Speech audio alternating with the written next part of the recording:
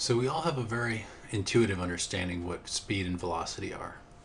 But now we're going to build on that a little bit. So let's imagine that I'm at some point A, and I'm going to go to some other point B. Okay? As we've already seen in the last chapter, we can write a vector r that describes the direction and distance to get from A to B.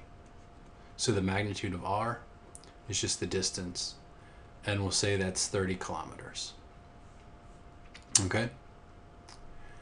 And so the question is, how long is it going to take me to get from A to B? And so that's what velocity tells us. It's telling us that the faster we're moving, the less time it's going to take to get there. So for example, if I say the time that it takes to get from A to B at some velocity is equal to 1 hour, then I know that the velocity, v, is just going to be the distance traveled divided by the change in time. In other words, b minus a over t, where t is 1 hour. So the speed in this case, right, would just be 30 kilometers per hour. So this is really our functional definition of what it really means to be a velocity. So it's the change in distance over the change in time.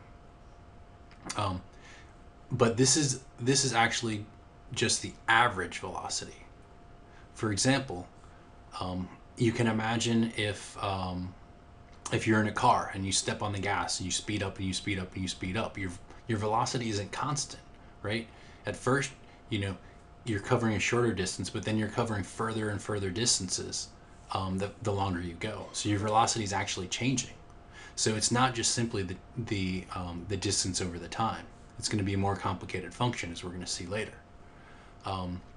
The other situation is, remember that v is a vector, right? That's why we're drawing it with this funny little arrow. It's a vector, which means, let's say we're going around in circles. Okay?